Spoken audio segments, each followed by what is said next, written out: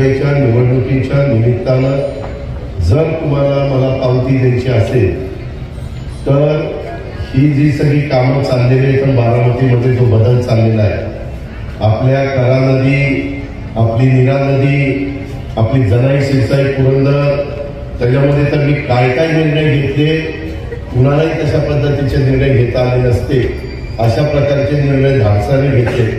शेवटी धाडस दाखवल्यावरच कामं होत असतात आणि त्या प्रकारे ती सगळी कामं केलेली आहेत.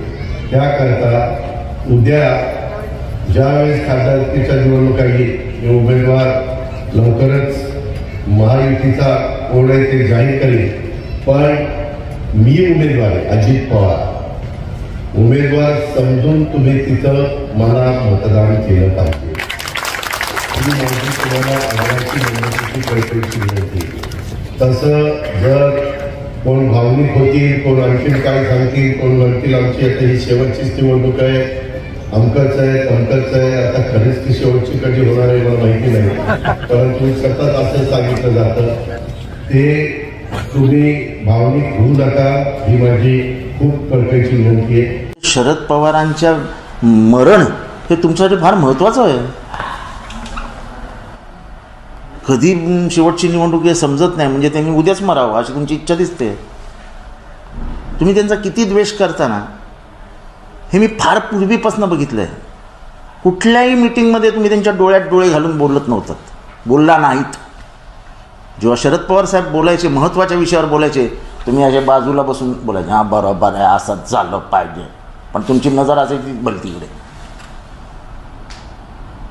महाराष्ट्राला पण कळेल की काय माणूस आहे हा. आपल्या काकाच्या मृत्यूची वाट बघतोय. हे राजकारण आहे का अजित पवार? की भावनिक आव्हान करता येईल, हे शेवटची निवडणूक आहे, काय माहीत कधी असेल शेवटची निवडणूक. अहो ते शरद पवार आहेत, ते अजरामर राहतील महाराष्ट्रात, अजरामर. म्हणजे तुम्हाला हात जोडावेसे वाटत, हात,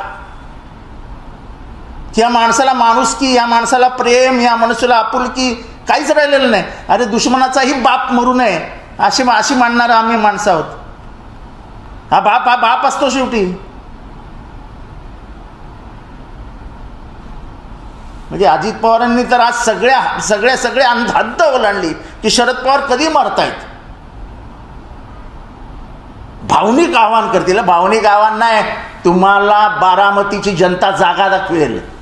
लाज वाटते आम्हाला तुमच्याबरोबर आम्ही काम केल्याची. हे मोदीचे तुमचे कितीही चांगले संबंध असो, त्याच्यावरती मला नाही बोलायचं. तुम्ही शरद पवार कधी मरतायत ह्याची जर वाट बघत असेल तर तुमच्यासारखा कृतघ्न कोणी नाही. कृतघ्न. शरद पवार कधी मरतायत ही त्यांची शेवटची निवडणूक असेल का? ते तुम्हाला सांगतील ही माझी शेवटची निवडणूक आहे, भावनिक करतील. अरे काय बोलतोय?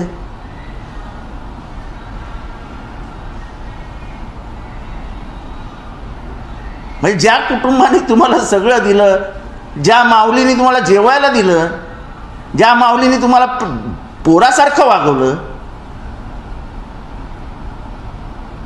तीच माऊली ना ती प्रतिभाताई. तिचं कुंकू कधी पुसलं जात आहे याची वाट बघताय का तुम्ही? काय राजकारण कुठल्या स्तराला चाललंय यार, कुठल्या स्तराला चाललंय? मलाही उभं करावं. शेवटी निवडणुकी कामावरती जिंकली जाते. तुम्ही कोणालाही उभं करा. उभं करण्याबद्दल, निवडणुकांबद्दल माझं काहीच मत नाही आहे. पण शरद पवारांच्या मृत्यूची मी वाट बघतोय असं निर्देशित करणं